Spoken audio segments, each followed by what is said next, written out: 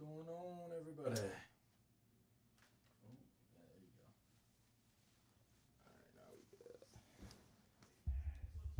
What's the deal, y'all? It's Ying Yang back at it with another episode. We here on Tuesday. Today is July 2nd. Bringing it in to y'all that love sports and Ying Yang with another episode. Today, we do not have Justin. He's on vacation. But we do have another great, co-host. James, how you doing? Or, as most of them know you on the network as Power Neck. How you doing? Doing good, man. I'm just glad you're doing all right. You know, I got a little intense with the chat.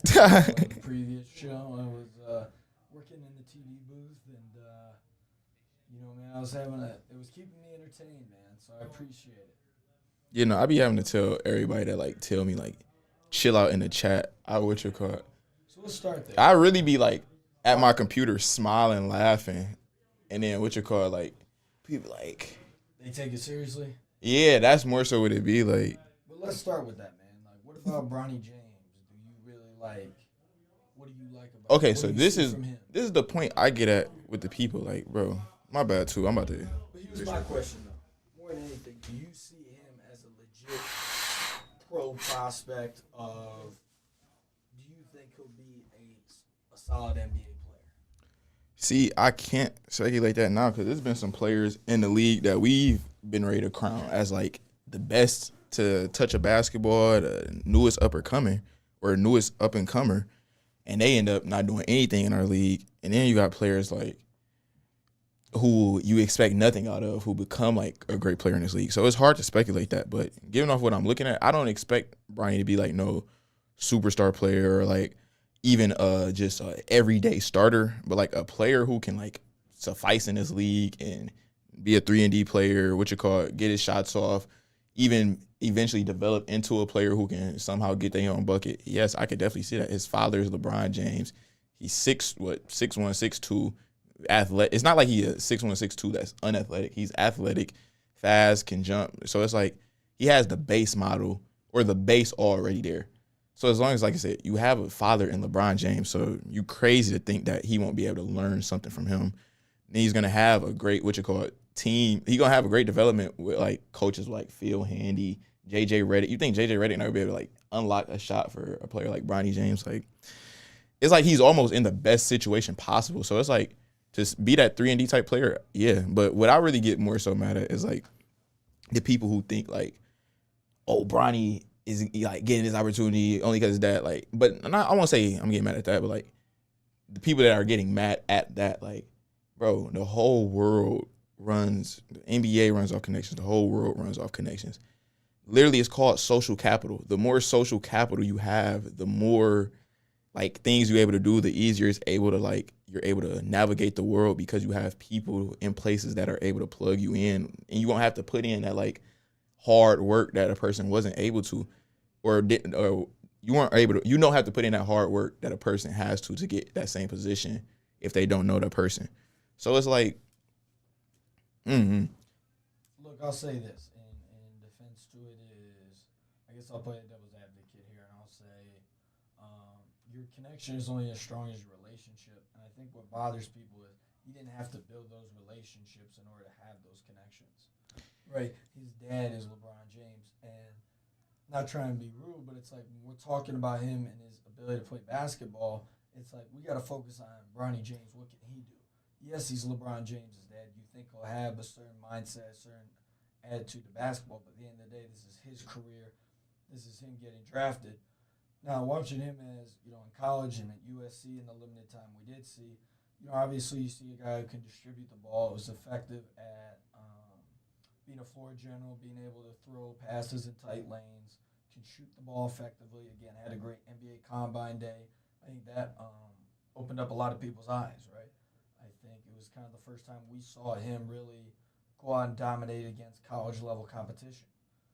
And that was exciting to see for a lot of people. I think he'll be a solid NBA player. I think he'll be a rotational player. I think, at best he'll be a six-man as a point guard. Again, he's only 6'1", right? In the NBA, I'm not saying you can't play at 6'1", but I'm just saying, there's only so many spots you can put you at, right? There's not a lot of positional positional fluidity. Thank you. Yes. So you really put him as either he's got to be a guard for sure. So when you talk about 3-and-D possibility, I think he's a little too small to be a true 3-and-D guy. And then also is, a lot of those threes is a lot of him creating off a pick and roll, right? I mean, he's a decent catch and shoot guy, but that'd be something you have to see improve in his game. But again, I agree with you on this. It's not like we haven't seen nepotism before, right? You see it all the time in the workplace. You see it all the time in a lot of different situations. I'm sure everyone has a situation in the chat where they played with, their dad's son or the kid's son and, had some playing time over them. So I'm sure everyone can relate to that. But again, I think we have to evaluate him as a player himself. So I was going to say, Joel, what other NBA free agency moves stood out to you? I would say stood out so far. It hasn't been any that made me drop my jaw. I know it could be Klay Thompson signed to the Mavericks, but it's I kind of saw that happen really during the playoffs. Once you just looked at the Mavericks team. I thought he would go to a place where he'd have a bigger role. Well, here's my thing with the Mavericks. He will have a big role with the Mavericks. He's still going to be the third option. Yeah, no. Think about it. On that team, you're going to have Luka, you're going to have Kyrie, and you're going to have Klay. I'm confused as what is going to be really different in this system in the Mavericks that he wouldn't be on any other team. I would more so say it's not about the system. It's about the pieces around you. The Warriors trying to win another championship. Yeah, I was about to say that's definitely what he's trying to do. Because he took less money too. If he was just doing this to try to be the man or get a whole bunch of money, he wouldn't. If he wanted to get a whole bunch of money or just be that player that's highly regarded, I should say on their team as a player that they're gonna need to do a lot of scoring, he probably would have went to the Lakers or hell even the Magic.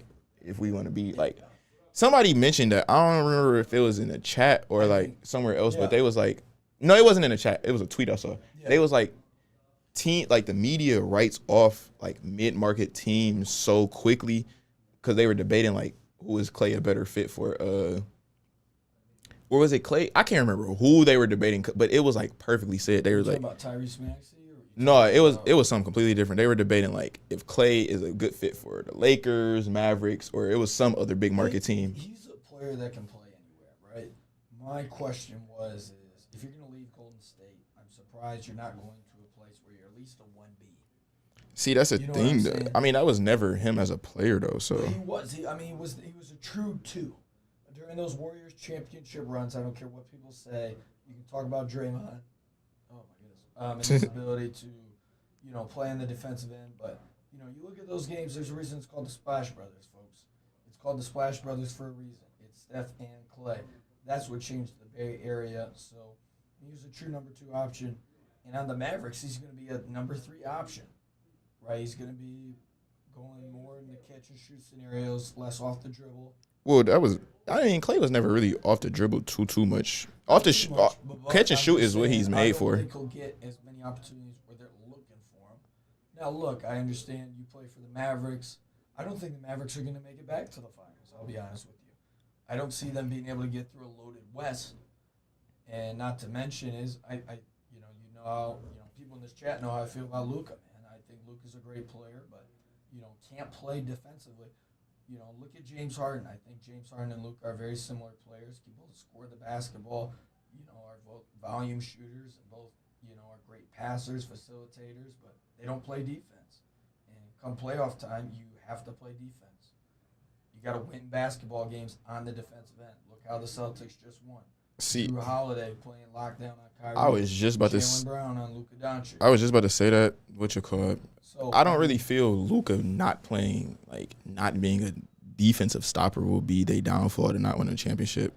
Because what you call one, look at really most teams and their best player or whoever. We can even say that whoever won the Finals MVP wasn't the best defender. So you're not gonna really need your best player on the team to be the best defender. But he's a liability. That's my issue. It's not even the best defender. I wouldn't even really say that. It was the just highest percentage of drive-by rates in NBA history in the previous 3 series he's played. opponents are shooting over 45% from the field on him when he is guarding them. That's a liability, man. I mean, That's a but liability. And when here's you the thing. account Do you for think- all right, do you 70 think points, the Mavericks are better than the Nuggets.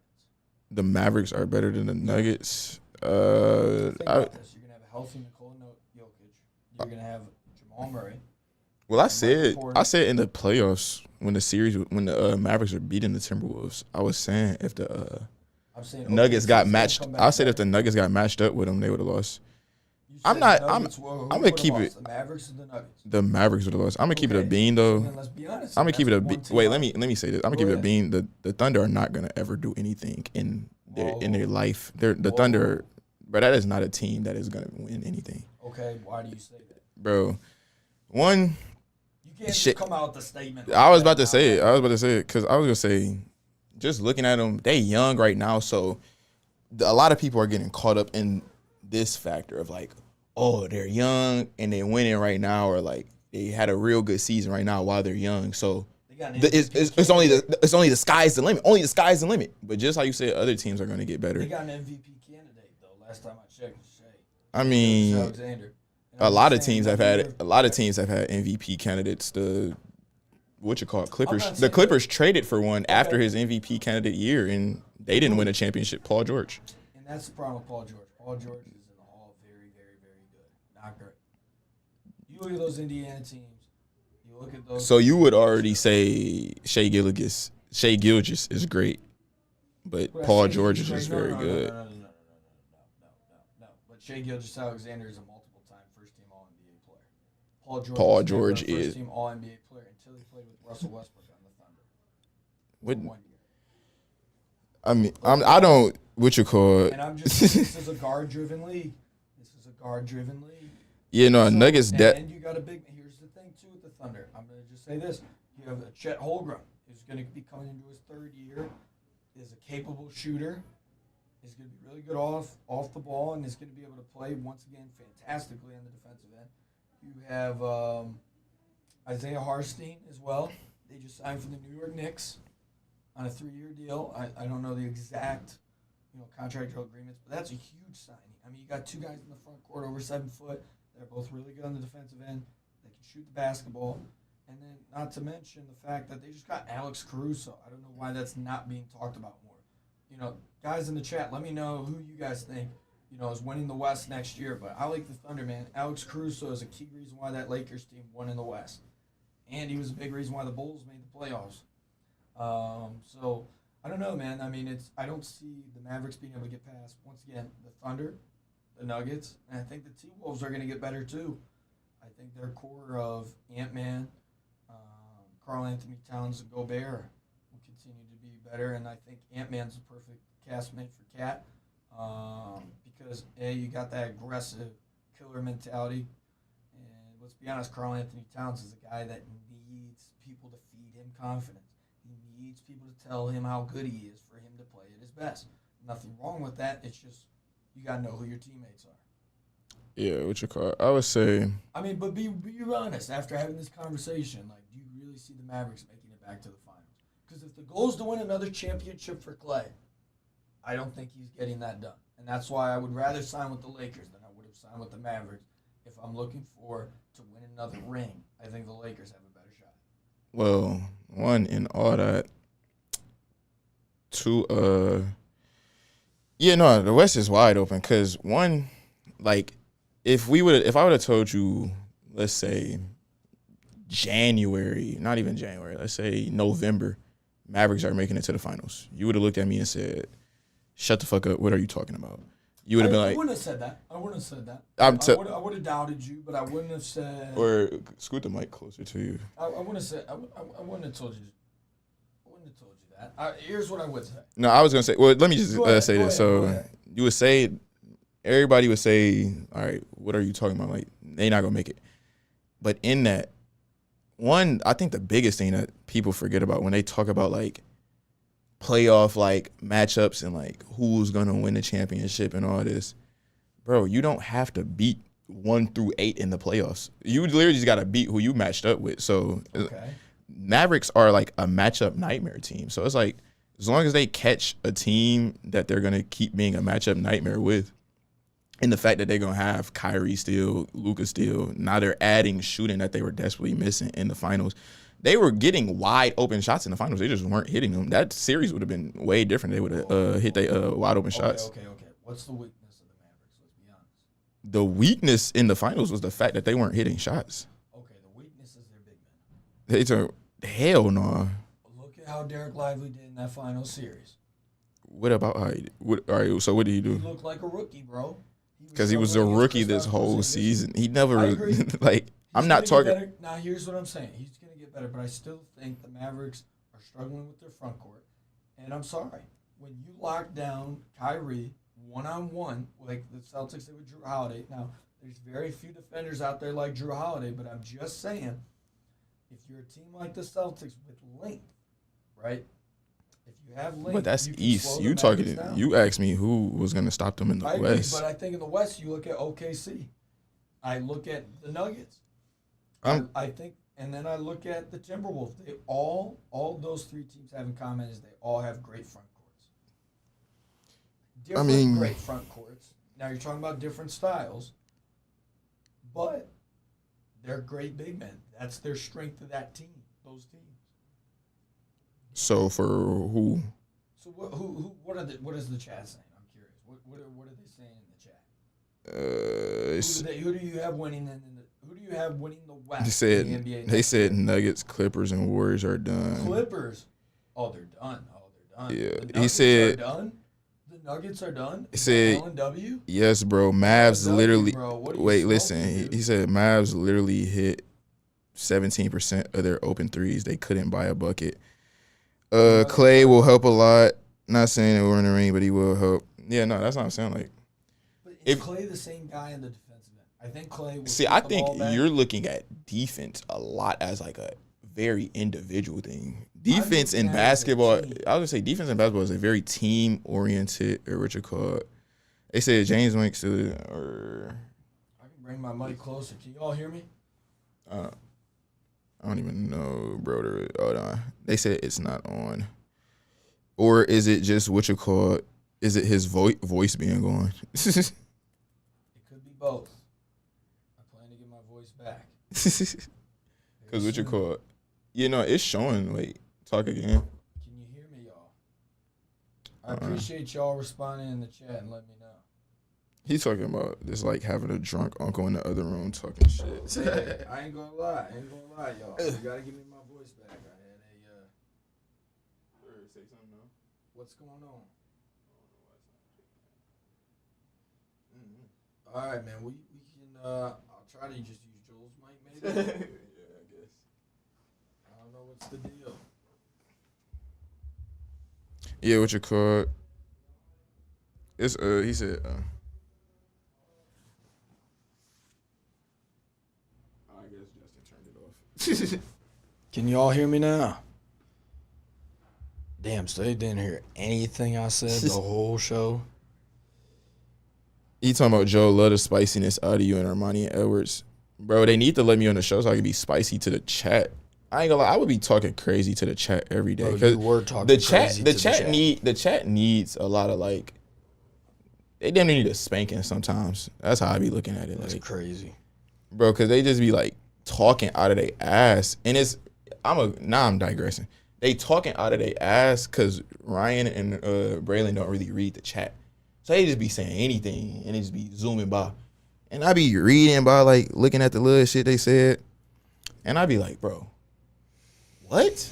What was the guy's name you got into it with today? It's talking about Holla at Dre. Holla at Dre, man. That all started because we was talking about the Bronny thing. And I was telling him like, it was me and Chase and then like one other person, or me and Allen and one other person talking about like how like picks 50 pass, like really probably even a little bit earlier than that, like you only really gonna get picked because of your agent or your connection.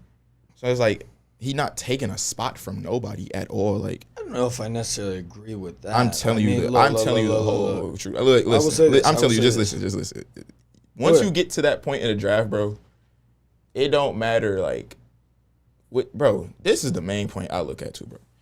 People keep doing all this and fucking the Lakers drafted Jalen Hood Shafino, bro. Like, what are we really talking about? If they drafted Jalen Hood fucking Shafino, why are y'all complaining about them drafting Bronny, bro? Like, let's be for real. Y'all are complaining because y'all jealous. That's what the fuck it is. I don't think it's jealousy. It's man. for sure. I think it's this, bro. I think misery loves company. For some people, it may be. I think some people are frustrated because it's like, what 55 overall pick is getting this much hype and talked about? He's not getting hype. He's getting hype because he's fucking playing with his dad. What? Like, can we stop acting fucking stupid? That's why he's getting hype. He's playing with his dad. It's the first fucking time ever. That's why it's getting hype. But let's focus on Bronny James, the player. I'm not saying that Bronny James isn't. Bro, he was a McDonald's All-American and then fucking had a heart attack. Okay, bro. Okay, Like, let's be honest though. Why is he getting the press coverage to start with? Because his dad is LeBron James. Like, okay, so that matters. I'm not saying it takes away from who he is as a basketball player. I'm saying, but I'm just telling you. Stop acting like. But people. Oh, why he getting all this press? Why is he getting coverage, bro? Be real with yourself. Everyone knows why. If your dad was LeBron James, taking that into account. If your dad was LeBron James, they would be like. If your dad was LeBron James, they would be like, oh, LeBron's son is over there TDing at Woodward Sports. Let's watch Woodward Sports because LeBron's son is TDing at Woodward Sports. What you call it, bro? But eventually, bro, you got to stand on your own 2 feet.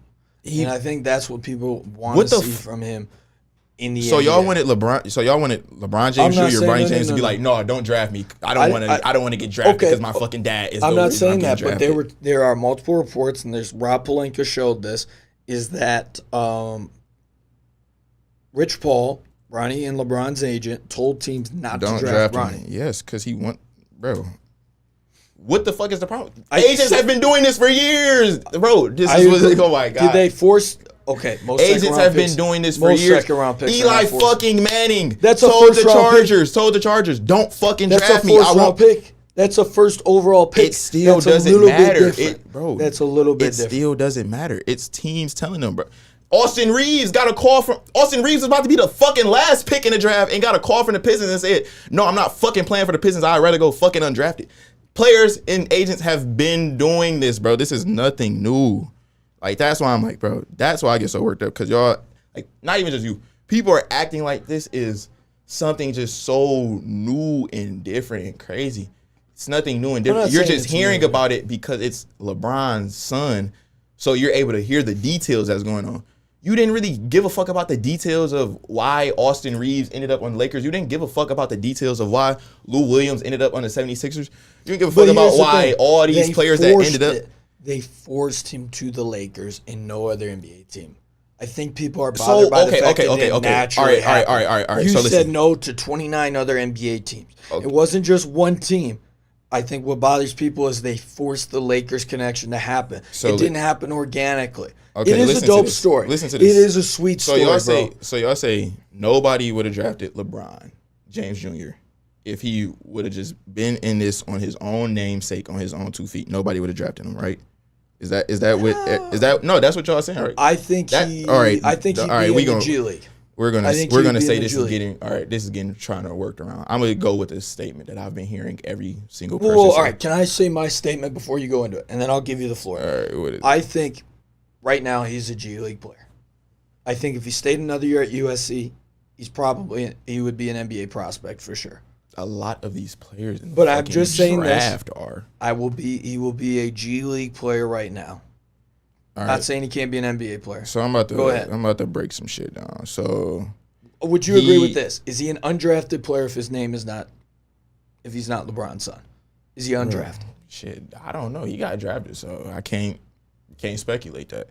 All right, so look, boom. Wow. Most people saying, what are you doing right now? Most people, no, I'm going off the facts. So most people are saying LeBron James wouldn't have been drafted if his name was not LeBron James Jr. If he wasn't Bronny's son. He wouldn't have been drafted to an NBA team. But not this year, yes. But then you're complaining about, he told 29 other teams, don't draft him. He forced his way into the Lakers. Motherfucker, I thought you just said he wasn't going to get drafted by anybody, so how's he forcing himself to the Lakers?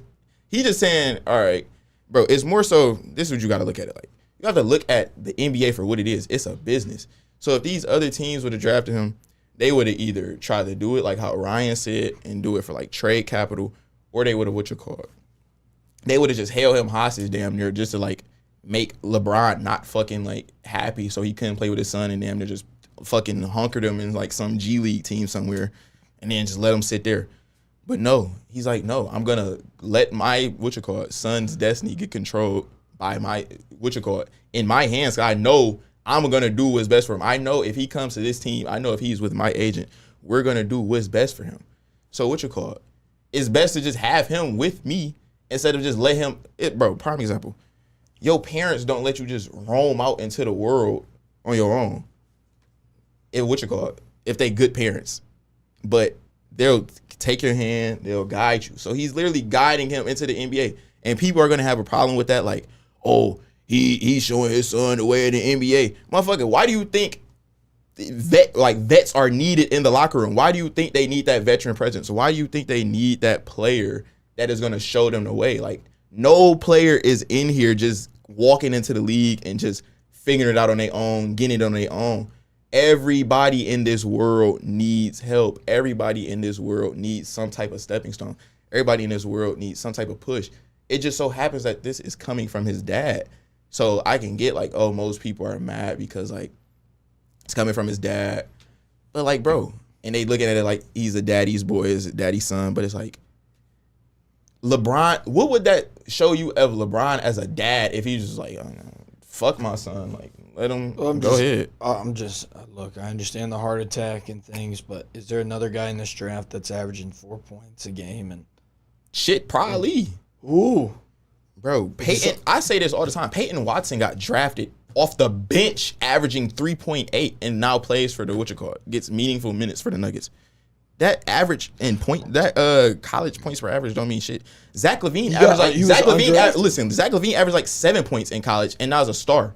So what are we really talking about?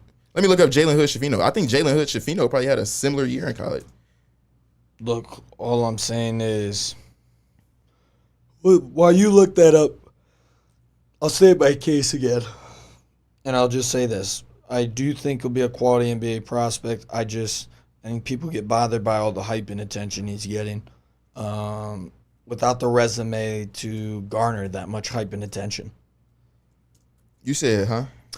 People are bothered by the fact he's getting all this hype and attention despite not having the resume to receive that.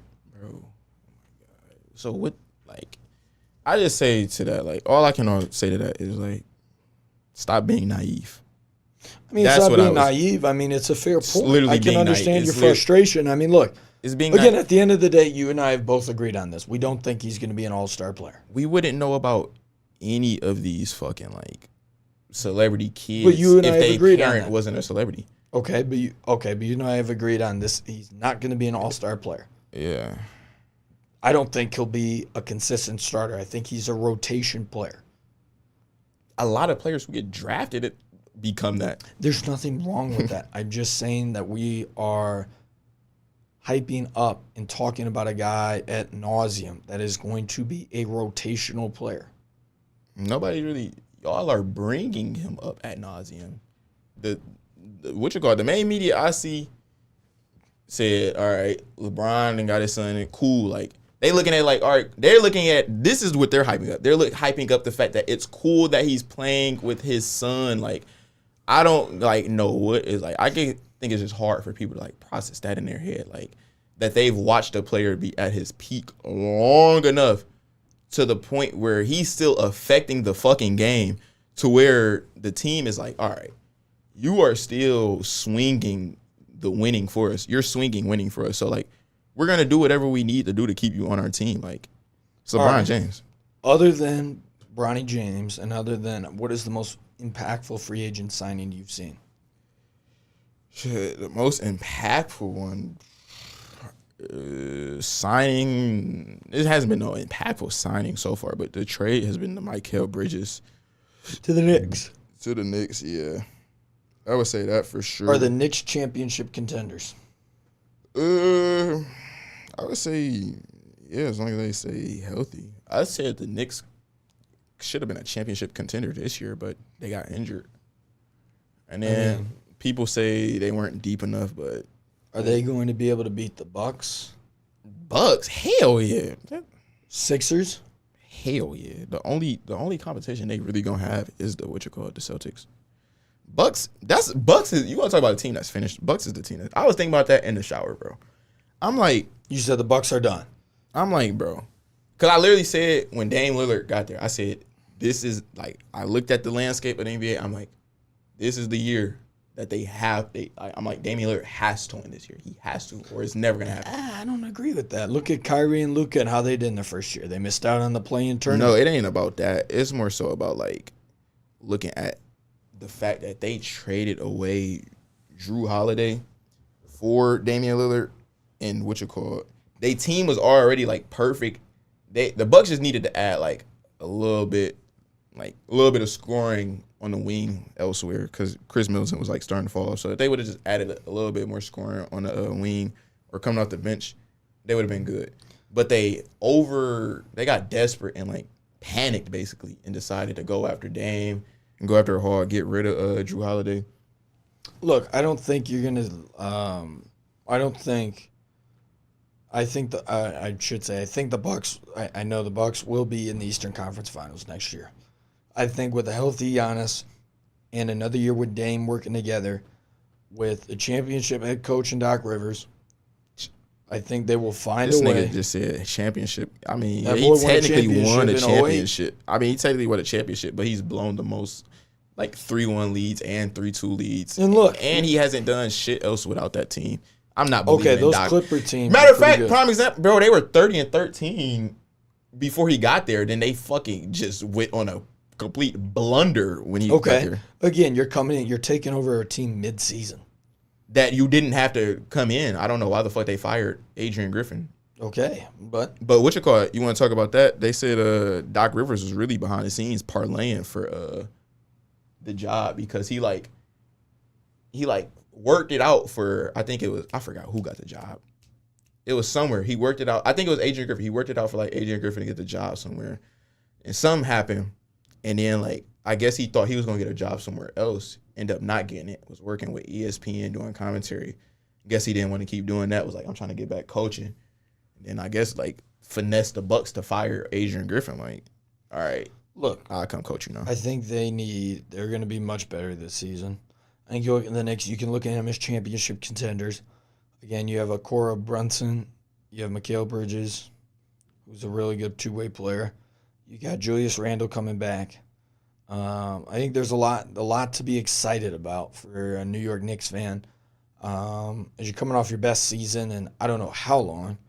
I think your biggest concern is Tom Thibodeau running these guys into the ground before the playoffs start. But I guess my only other impactful free agent signing, I guess, would probably be as I brought up earlier, the Isaiah Hartenstein going to, where did he end up going? Sixers? Thunder? Yeah, the Thunder, man, and Caruso. So Mitchell Robinson starting then. But all right, so it's Randall Smalls. Does anyone ever look at? I'm gonna assume you meant to say, does anyone ever look at the Pistons and say, what? Look at the Pistons and all the changes are optimistic about their team or already know we ain't winning 25. I'm gonna assume he meant to say, all right, is anybody looking at the team and optimistic, or are we just assuming we're gonna only win 25 games? Bro, I've been assuming the Pistons are gonna only win 25 games for like the last 10 years of my life. So let's take a look at this, man. I'm trying to see the No, they said it perfectly earlier. We damn near got the same team, just different names. I mean, look, I think JB Bickerstaff, again, you talk about people actually wanting to be there. I think that's going to make a huge difference. I think Tobias Harris will bring a veteran presence. I think Cade Cunningham another year in Detroit will be good. I think him and Tobias will play well. Again, Tobias at his best when he can be a number 2 option, more of a catch-and-shoot guy. Can't create off the dribble, but I'm just saying I think that will be when he's at his best. You know, and you mentioned Jaden Ivey, Jalen Duren. I think guys take big jumps from year 1 to year 2 and year 2 to year 3. So, again, I think as a Pistons fan, I think I'm going to be bold right now. I'm going to tell you, I think they will compete for a play-in spot this year. They will be in the hunt for the play-in. And I think they can be able to get that 10 seed this year. Call me crazy. I'm saying it now. You can book the date, save my receipts, do what y'all do. But I think this is a team that can make the play-in. Date it, so we ain't even gonna have to do none of that. Oh, good. It's already done for you. Make it easy for me. And then, look, guys, I guess the other thing is we talked about the Pistons. You want to talk Red Wings real quick before we wrap things up? What you call? It's 5 minutes left. We could just keep talking about basketball. All right, we'll finish talking about basketball. Look, I will go back to. So, who are your biggest championship contenders going into this season? Right now, I don't know. Because since free agency not done, I really don't know. That's pretty hard to say. I would say Celtics definitely, for sure. Celtics in the East, okay. Top 3 in the East. I got Celtics, I got the Knicks, and I got the Bucks. I would say Celtics, Knicks, Pacers, like the same 3 that it was this year. Okay. Then I would say, because Pacers didn't have Benedict Mather in this whole playoffs. They did. They probably about to lose Jalen Smith, or they might sign him back. I don't know how that's going. Then West probably be I think you gotta go back with Mavericks the Nuggets and the Thunder. Bro, Nuggets are iffy to throw in there. Bro, they won a championship 2 years ago. I mean, well, what do you mean they're iffy? They literally just came off of a championship 2 years ago. You know how crazy we would have sounded saying that about the Raptors in 2021. That don't really hold. I mean, they lost Kawhi right away, so no, that's not. I mean, think that's a valid Nuggets have lost a good hunk of their championship team. They don't have Jeff Green no more. They don't have KCP no more. They don't have bro. The fuck? That's the most important thing to get to the championship. Quality role players. Oh my god. Quality role players are replaceable, but they are important to a championship team. Ask the Warriors. You're able to retool and rebuild as long as you have your core. The Warriors kept the same damn near core role players for most of the years. Who did they keep other than Sean Livingston? We mentioned Festus Ezeli changed around. Barbosa changed around. Was there for like 2 of them. You look at Kevon Looney. Kevon Looney got drafted to the Warriors. I understand, but I'm just saying he wasn't there for all the runs. You look at a guy like Sean Livingston. He was. Look that up because I don't think he was. I'm just saying. Been in the league since. I'm just saying the Nuggets still have Porter. They still have Aaron Gordon. They still have Joker, and they still have Jamal Murray. I mean, it's a pretty tough lineup to beat, man. When fully healthy and good to go, I think they'll be a much better team this year. Yeah, Kevin Looney has literally been with them the whole championship run. He won all 4 rings. Okay, what about Festus Ezeli? Festus Ezeli retired after you look at a guy like Andrew Wiggins that was traded over that helped win that 2022 championship. You look at a guy like Jordan Poole. Matter of fact, that's another example we could say. You could be like, all right, the Warriors are dangerous. They just won a championship 2 years ago. That's why I was like, it don't really matter if you. I think it's a little bit different because we didn't know. Yeah, Festus Ezeli retired after the first one. That's why I'm like, that's what I'm saying. The players changed though. You just named. I named you Festus Ezeli. One player. Leandro Barbosa. Leandro, thank you. Leandro Barbosa. Let's see how long he was there. You look at Jordan Poole. You look at, I don't know why I'm blanking. I mean, Sean Livingston wasn't there all 4. He was there for one, played 1 season after, then retired. That's why I'm like, the core players, though, was the same. For their role ones, yeah. What year was he there? Was he there? He was there for the first one. Then he played 1 more year with the Suns and retired. Okay, so he was replaced. But I'm just saying there are some guys that are crucial to the championship run, but are replaceable. You need them to win those games in that year, but they are replaceable. No, you need your core guys. Alan W. just brought up a great point. He said that's literally their starting lineup. They have to sit down at some point. That's why role players are important. Because you're going to get... Role players, I'm not saying role players aren't important, folks. What I'm saying is that role players are replaceable. Are they necessary to win championships? Yes. But what's more important, again, what banners are going to be hanged for the Warriors? Thompson, Green, and Curry. Maybe Durant. So that doesn't change the fact that the Nuggets aren't the same team because they lost majority. They still have their core. As long as you have your core, you have a chance. You cannot count them out. They had that core before they got those type of role players and were constant second round exits. They didn't have Aaron Gordon. That was a huge boost to that team. Like the one off. And you look at Michael Porter, he was healthy and able to really really break out in that third season.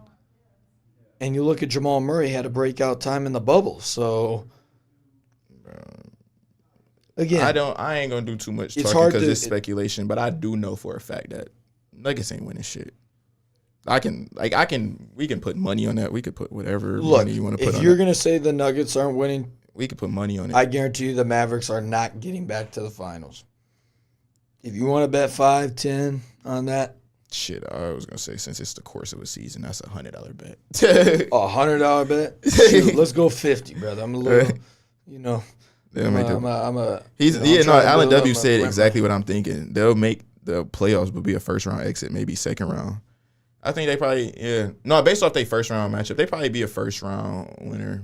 Probably definitely be a second-round bounce, though. You about time, though, man. No, it is. It's 4:56. We about time, y'all. It's been good, man. Let us know your thoughts in the chat. I'll definitely read them afterward. And go ahead, Joe. Sign us out, brother. It's been real, y'all. Y'all have a good one. Let me see the chat, though. Shit. If y'all in the area, Royal Oak, I think it's 5th Ave, celebrating my friend Dante's birthday tonight. If y'all want to drink, meet me or whatever, catch up with me. I will be there. Not saying like I'm a celebrity or anything. I just want to meet some of y'all. Have a good one.